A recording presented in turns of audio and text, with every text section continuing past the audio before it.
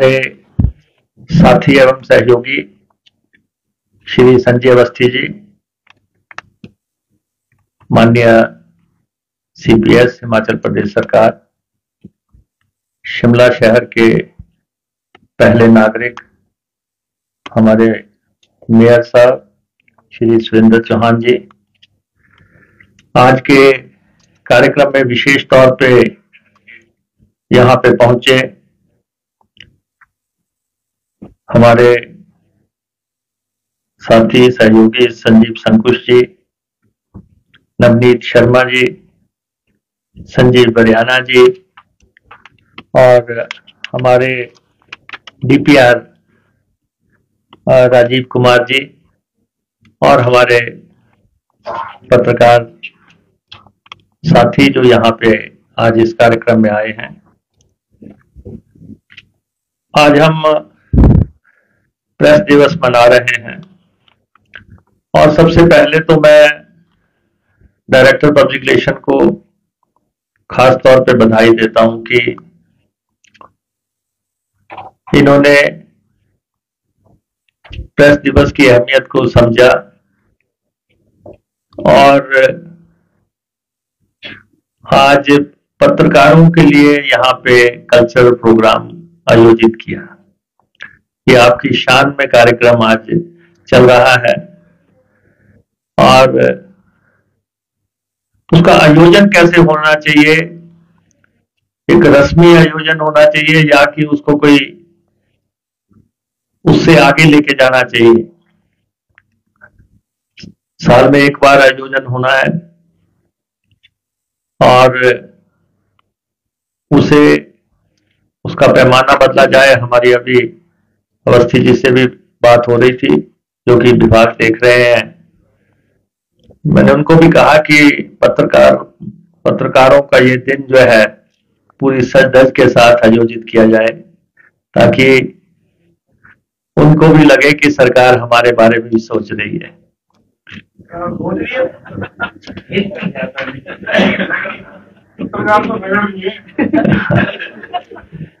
ये देखो, जब मैं कुछ बोलूंगा तभी आपके सारे आक्रोश सामने आएंगे, तभी आप लोग जो है तभी ये सारा सामने आएगा मसला। क्योंकि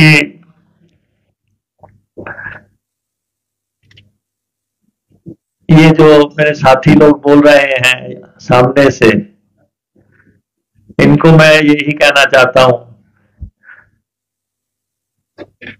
सरकारी है या अखबारी है इसमें फर्क होता है। हालांकि मैं सरकार में हूं, इसके बावजूद भी मैं पत्रकार के नाते ये बात बड़े दबंग तरीके से कहता हूं कि पत्रकार का तो उसी दिन पता लग जाता है कि उसकी श्रेणी क्या है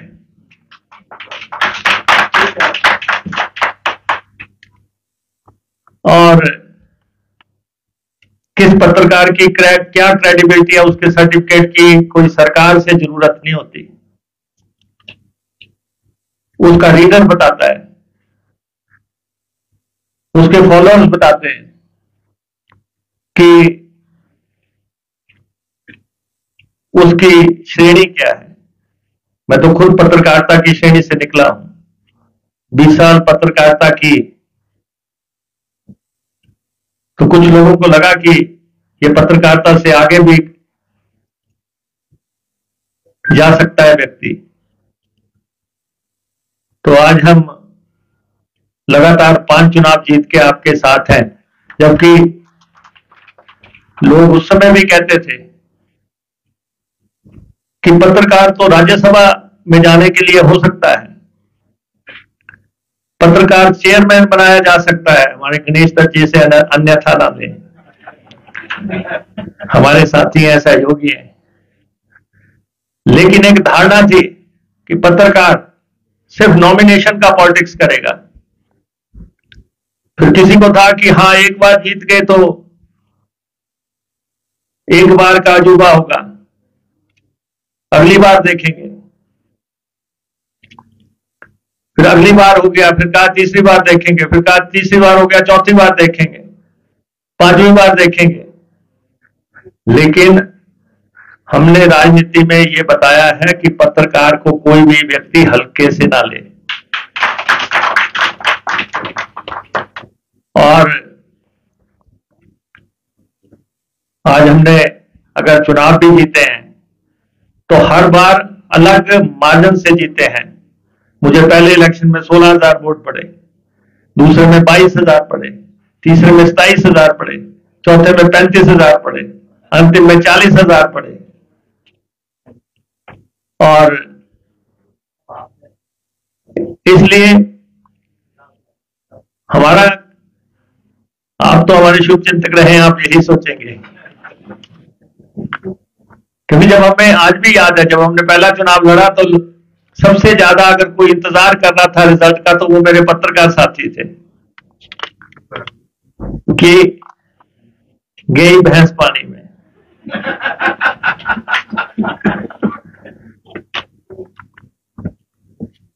तो इसलिए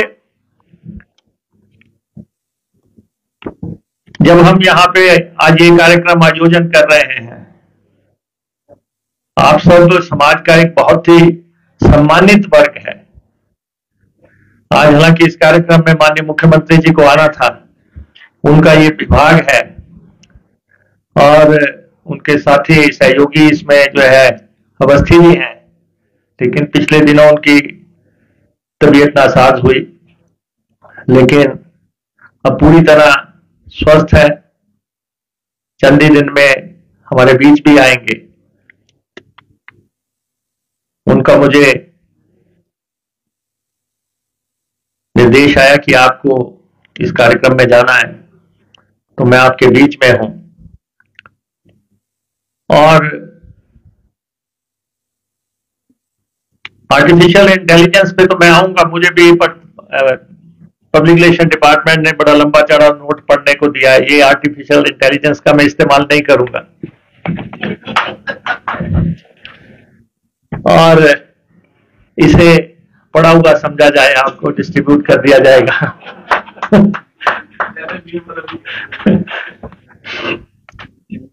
और हमारे 3 साथी और सहयोगियों ने आपको जो है अपने विचार रखे आर्टिफिशियल इंटेलिजेंस पे, और आपको काफी ढांढस बढ़ाने की भी इन्होंने कोशिश की कि आप पे कोई खतरा नहीं है, आप सब सुरक्षित हैं, आप पूरी तरह बचे रहोगे। और मैं आपसे ये कहना चाहता हूं कि पत्रकार का अपना एक वैल्यू है। जिस समय हमने पत्रकारिता शुरू की थी उस समय पत्रकार की रिस्पेक्ट पूरे परवान पे थी, और उस समय के जो पत्रकार थे जिनको हम देखा करते थे, उनको देख के हमें लगता था कि हमें पत्रकारिता को ऑप्ट करना चाहिए। और हालांकि मैं अंग्रेजी से आया था, अंग्रेजी विषय से आया था, मुझे हिंदी का ज्ञान भी नहीं था कि किस तरफ से मात्रा लगानी है, लेकिन उसके बावजूद भी हमने हिंदी पत्रकारिता को अपना लिया। और बहुत मरहले ऐसे आए, बहुत समय ऐसा आया, सरकार ने मान्यता रद्द कर दी। हमने कहा जाएंगे नहीं, मान्यता बहाल करने आप ही आओगे। और हमें आज भी याद है डायरेक्टर पब्लिक रिलेशन उस वक्त के जो है खुद ही जो है बिना एप्लीकेशन दिए जो है एप्लीकेशन कार्ड बना के आगे कि ये आप पकड़ो और हमें माफ करो। 2-2 करोड़ रुपए के डेफेमेशन के केसेस हमारे पे हुए।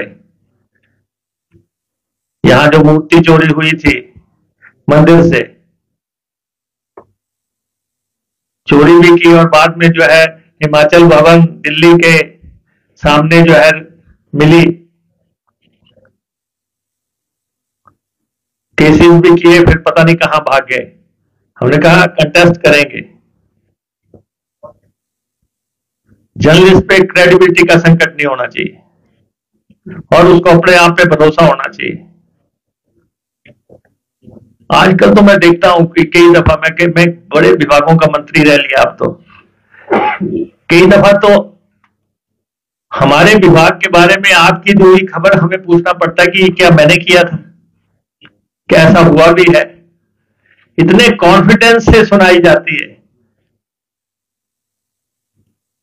जैसे पत्रकार ना हो, सरकार चला रहा हो।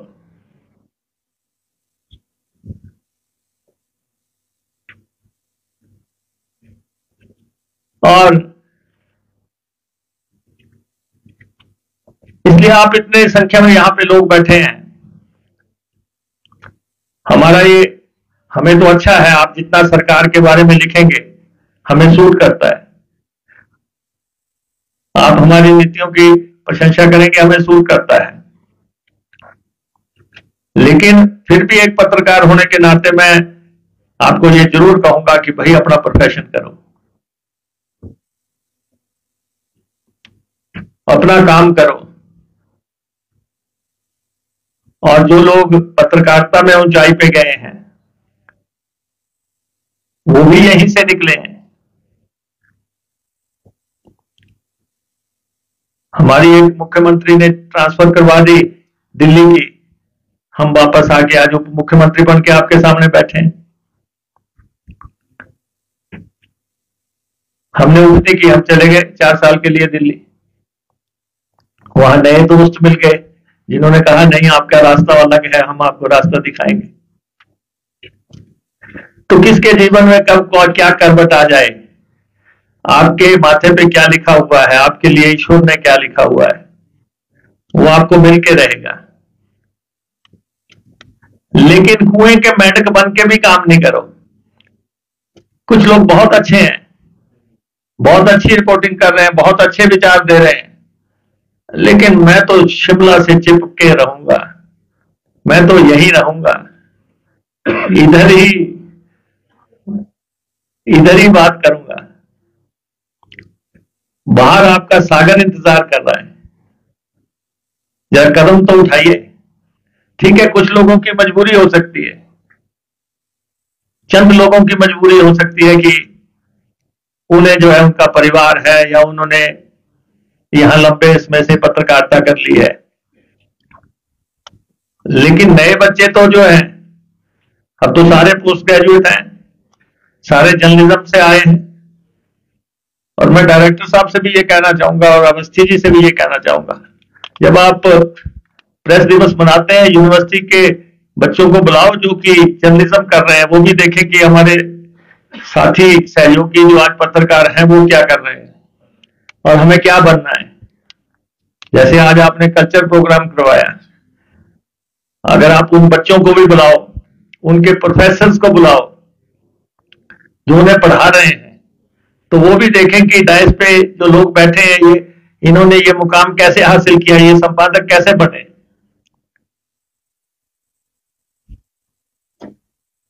और ये जो डिपार्टमेंट है पब्लिक रिलेशन, ये तो अपने आप में ही इसका एक एक आदमी, ये नहीं डायरेक्टर, पीएन से लेके डायरेक्टर तक सब पत्रकार हैं।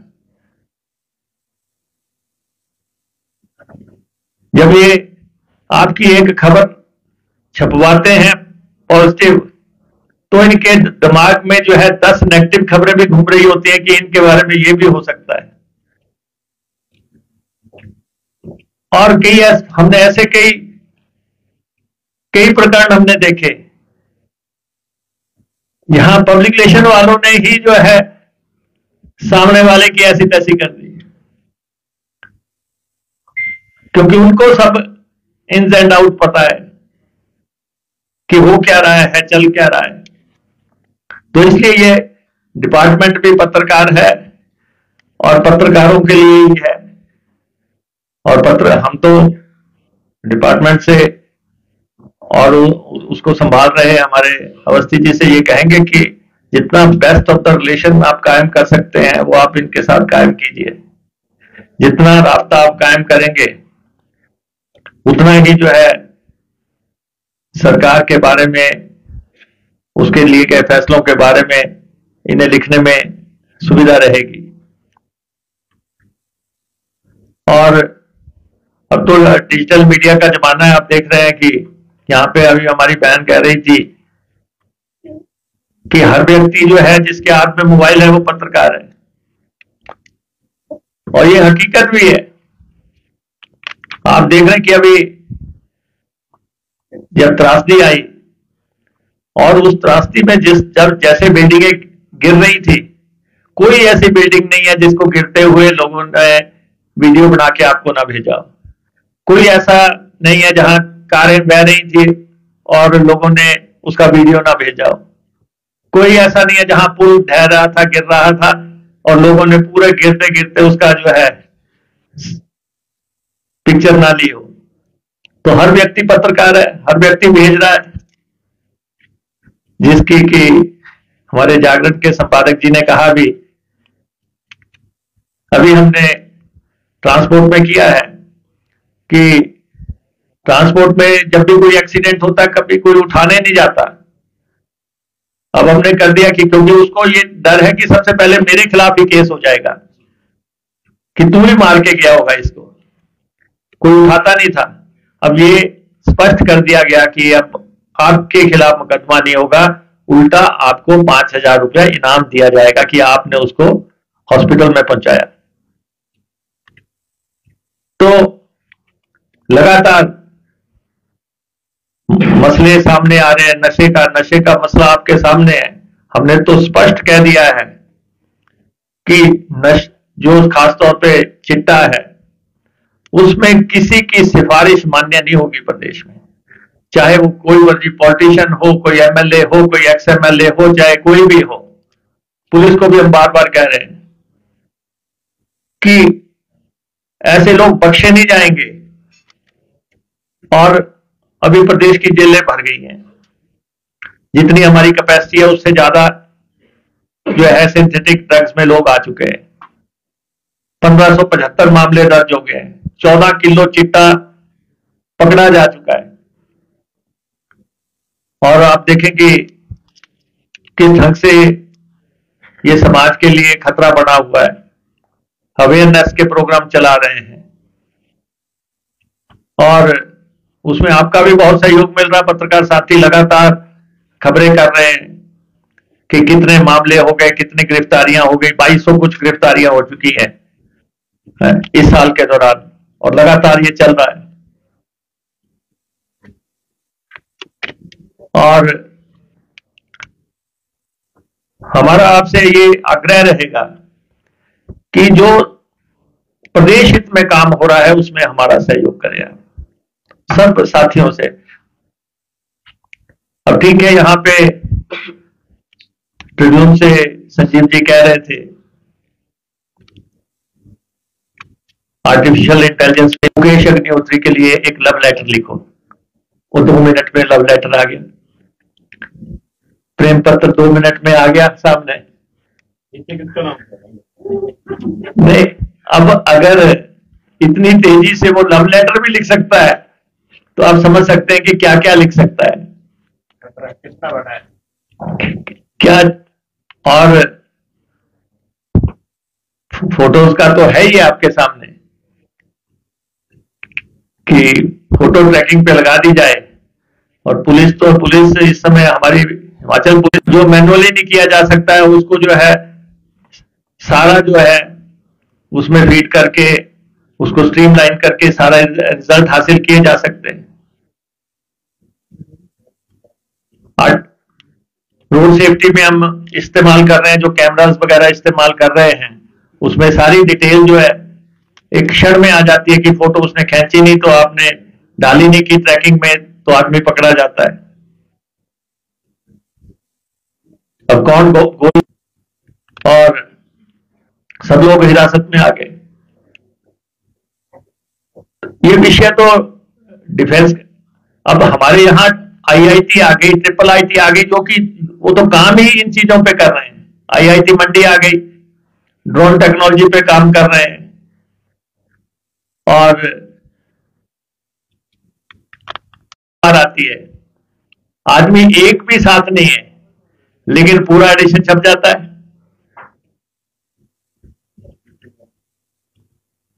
और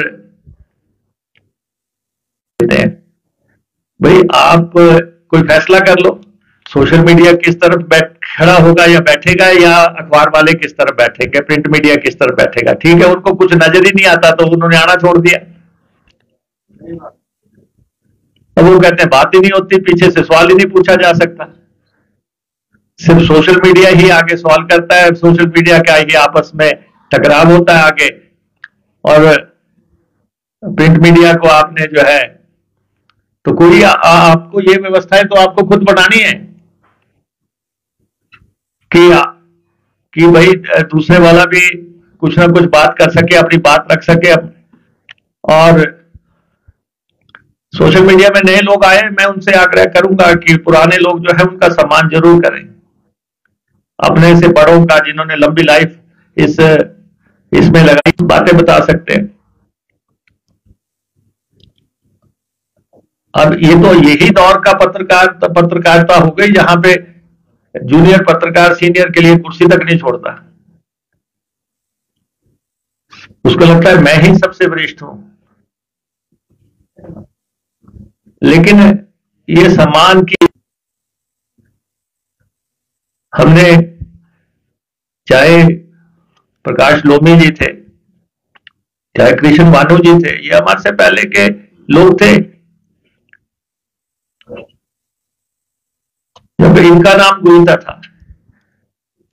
फिर ये शशिकांत जी, रंजू एरी जी, दूसरे लोग, हम लोग सब दूसरे दौर के लोग आए। और मैं सरकार में भी बात करूंगा जब समय, मुख्यमंत्री जी से भी बात करेंगे और अवस्थी जी से भी मैं कहूंगा, ठीक है कई सरकारों ने पत्रकारों को पेंशन दी है, हम बात करेंगे कि एक नॉर्म्स के तहत जो है किस ढंग से हम आप लोगों को अकोमोडेट कर सकते हैं। मेडिक्लेम की बात कर रहे हैं, दूसरा है वो तो मैं मजाक में कह रहा हूं कि सुविधा भोगने की बात है, तो उनको मनाली जाना पड़ता था, दिल्ली जाना पड़ता था, लेकिन पत्रकारिता ठीक थी। हमें याद है कि हम ट्राइबल इलाके में गए, वहां एक बस गिर गई, वहां पे बस गिर गई और पब्लिक रिलेशन के लोग थे, उन्होंने पत्रकारों को कहा जी आपको डिटेल दे देंगे। और पार्टी चल रही थी, सबने मुर्ग मुसल्लम खाए, जाम छलके, और सुबह एक साथी ने फर्स्ट पेज पे जो है 4 लाइन की बॉक्स न्यूज लगा दी, जाम छलकते रहे लोग मरते रहे।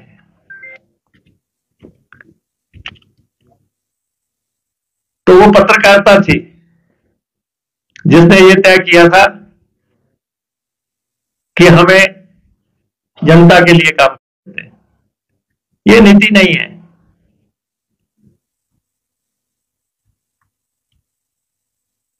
कि दूसरे की खबर को काटने का, आप अपनी ओरिजिनल खबर करो, आप अपनी खबर कि वो यहां पे किस ढंग से छपती थी। और अखबार, नेहरू जी ने जब देश आजाद हुआ, उनके सामने 2 विकल्प थे, उन्होंने इसका जिक्र किया कि मुझे देखना है कि पत्रकारिता निरंकुश पत्रकारिता हो या कंट्रोल्ड पत्रकारिता हो। तो उन्होंने कहा मैं कंट्रोल्ड पत्रकारिता के पक्ष में नहीं हूं, पत्रकार को मैं निरंकुश भी बर्दाश्त कर लूंगा। एक अपने बिशंबरलाल सूद पत्रकार थे, यहां पे पर्वत की गूंज चलाते थे। एक दिन हिमाचल भवन दिल्ली में मुझे मिले, मुझे कहने लगे कभी अखबार मत चलाना। मैंने कहा क्यों? कहते जितना भी पैसा है इकट्ठा करके एक ही दिन। और जब प्रिंट पत्रकारिता पे जब संकट आया था, जिस दौर में मैं राजनीति में आया, उसमें यही कहते थे प्रिंट बंद हो जाएगा। प्रिंट वैसे कभी बंद नहीं होगा, सोशल मीडिया से लॉन्च कर देता हूं, तो यही चल रहा है। तो इसलिए जहां तक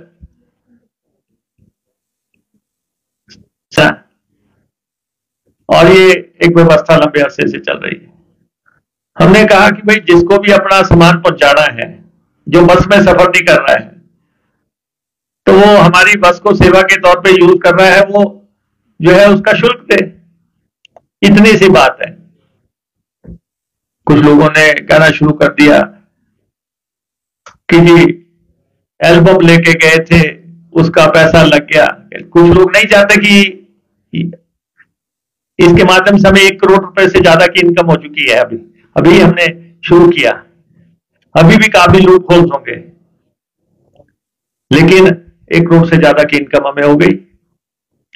और जो लोग भी अपना सामान भेजना चाहते हैं वो कायदे से भेज दें। दूसरा मसला ये है कि हम परिवहन के नंबर नीलाम करते हैं। नंबर है, गौरव जी ने कहा कि यार मेरे को 7 नंबर चाहिए, उन्होंने कहा दे देते हैं, मंत्री की डिस्क्रिप्शन है। कोई कह रहा मेरे को 11-11 चाहिए, कोई कह रहा मेरे को 9-9 चाहिए। हमने कहा ये जो सब लोग हैं, जो दोस्त लोग हैं, वीआईपी लोग हैं, हमने कहा ठीक है हम इसका पोर्टल निकाल देते हैं। हमने शुरू किया कि आप इसकी बोली लगाओ, बोली लगी और एक नंबर 30 लाख का बिक गया, एक नंबर 10 लाख का बिक गया, एक 9 लाख का बिक गया। 7 करोड़ रुपए की इनकम हमें अभी तक हो गई है। और आपको भी कष्ट नहीं रहा कि मुख्यमंत्री जी को बोलो, डिप्टी चीफ मिनिस्टर को बोलो या किसी मंत्री को बोलो, भाई आप पोर्टल पे जाओ, आप अपनी बोली लगाओ, आप नंबर ले लो जो शौकीन है। अभी हम 1 नंबर की शुरुआत कर रहे हैं। हमारे पास 1 नंबर पड़े हैं, हम प्राइवेट को भी देने जा रहे हैं। पहले सरकारी गाड़ियों पे होते थे। ठीक है, मिनिमम वैल्यू उसकी 5 लाख रखिए, जिसने लगानी बोली जिस लेवल तक जाता है चले और नंबर ले ले।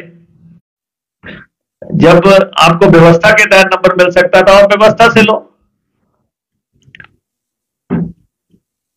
ऐसे ही मैं आपको बताता हूं, चिंतपूर्णी मंदिर में हर व्यक्ति कहते थे, वो हमेशा लगते हैं, वो लग रहे हैं, मत्था टेक रहे हैं, उनको कोई दिक्कत नहीं है। लेकिन जो लगते ही नहीं लाइन में और जो कहते ही हैं कि हम फोन पे मत्था टेकना है, तो उनके मत्थे की व्यवस्था हो गई। 2 करोड़ रुपया उसमें आ भी चुका है। एक अभी सज्जन आए थे सरदार जी, उन्होंने वीडियो डाला हुआ, मैंने तो शराब दे दिया कांग्रेस सरकार को तीनों चीजों में। और सरकारें सिर्फ बैठने के लिए थोड़ी नहीं आई हैं कि हम आए और बैठ के चले गए। फैसले तो करने पड़ेंगे। जा रहा है इस प्रदेश की आय के माध्यम से 10,000 करोड़ से ज्यादा का नुकसान हुआ। 10,000 करोड़ से ज्यादा, 4500 करोड़ रुपया पैकेज के लिए दिया है हिमाचल प्रदेश के व्यक्तियों के लिए। और हमें केंद्र से पैसा नहीं मिला। जो भी खबरें, ऐसी खबरें छाप रहे हैं, वो बात पहुंचाने वाला कोई हो नहीं सकता। हम कह रहे हैं कि केंद्र ने अगर हमें पैकेज नहीं देना जिसके लिए हमने आग्रह किया, तो कम से कम हमारा क्लेम तो दे दें। क्लेम हमारा 5,000 करोड़ रुपए का बनता है, जो नियमों के तहत बनता है कि जितना नुकसान हुआ उसमें जो है पूरे फॉर्म भरवाए जाते हैं कि जी आपकी ये पानी की स्कीम को नुकसान हुआ, ये आपकी सड़क को हुआ। उसमें क्लेम बनता है कि अगर पैकेज नहीं देना तो क्लेम के तहत कितना बनता है। कम से हमारा 5,000 करोड़ का क्लेम बनता है, वो तो हमें दिया जाए। लेकिन लगातार ये बात कहना कि जी इनको मदद होगी, ऐसा कुछ नहीं है। तो इसलिए आज के इस कार्यक्रम में आए और आर्टिफिशियल इंटेलिजेंस की चुनौतियां आप सब, कैसे हमने नौकरियां देनी है, वो भी कंसर्न हमारा साथ में ही है। हम इसको इस्तेमाल कैसे करें? टेक्नोलॉजी का इस्तेमाल हो सकता है, फेसबुक का इस्तेमाल हो सकता है, ट्विटर का इस्तेमाल हो सकता है, सोशल मीडिया का इस्तेमाल हो सकता है, आर्टिफिशियल इंटेलिजेंस का जो है इस्तेमाल हो सकता है।